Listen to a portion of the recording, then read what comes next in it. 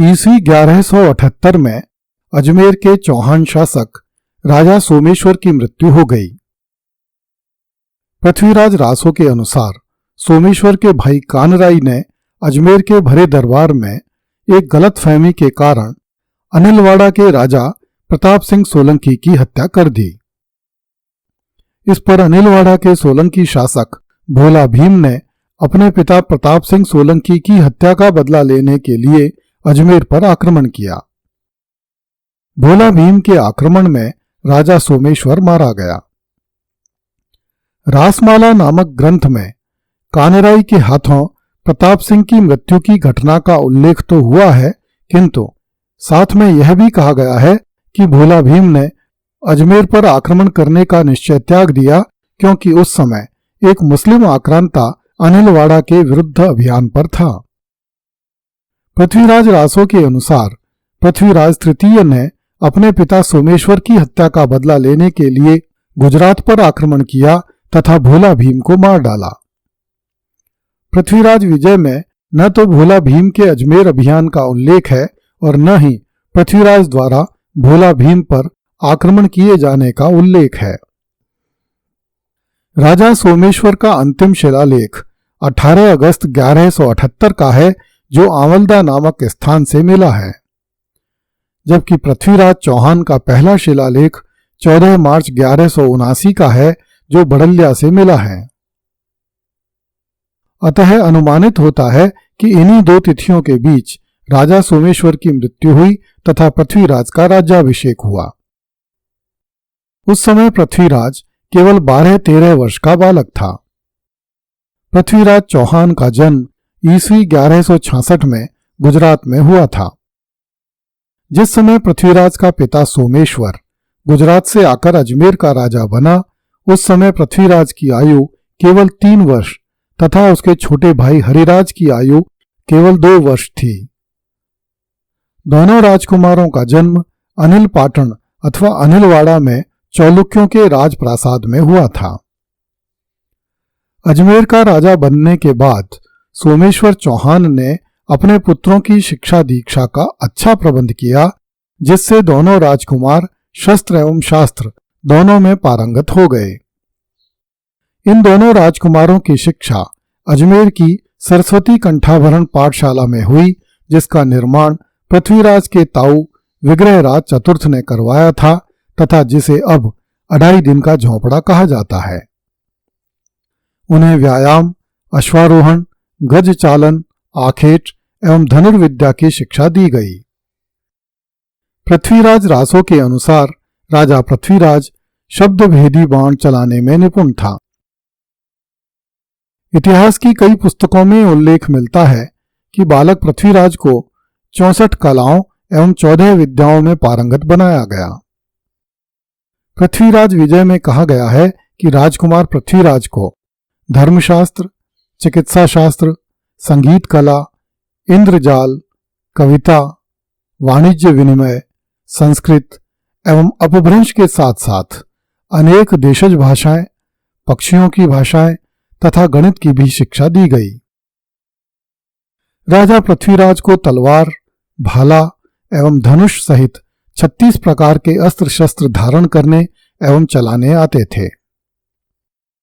पृथ्वीराज विजय नामक ग्रंथ में लिखा है कि राजा पृथ्वीराज को संस्कृत, अपभ्रंश, प्राकृत, पैशाची, मागधी एवं शूरसेनी नामक 6 भाषाएं आती थीं।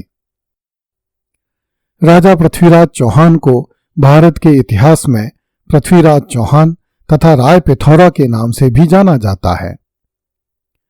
आधुनिक काल में लिखी गई इतिहास की पुस्तकों में उसे पृथ्वीराज तृतीय, भारतेश्वर तथा सपाद लक्षेश्वर भी कहा गया है। पृथ्वीराज विजय में उसे गुर्जर राज तथा मरु गुर्जर राज कहा गया है, जिसका अर्थ होता है गुर्जर देश अथवा मरु गुर्जर देश का स्वामी। वस्तुतः चौहानों तथा प्रतिहारों के उदय होने से पहले तथा हूणों के पराभव के बाद जोधपुर राज्य के उत्तरी हिस्से में स्थित डीडवाना से लेकर गुजरात के दक्षिण में भणोच तक के विशाल प्रदेश पर गुर्जरों का शासन था। इस कारण इस क्षेत्र को गुर्जर प्रदेश कहते थे। जब प्रतिहार इस क्षेत्र के शासक बने तो उन्होंने स्वयं को गुर्जर प्रतिहार कहलवाने में गौरव का अनुभव किया। जिस प्रकार प्रतिहारों ने गुप्तों को परास्त करके परम भट्टारक आदि उपाधियां धारण की, उसी प्रकार प्रतिहारों ने गुर्जर प्रदेश पर अधिकार करके स्वयं को गुर्जरेश्वर कहा। जयानक ने चौहानों को गुर्जरेश्वर कहकर उनकी महत्ता का प्रतिपादन किया।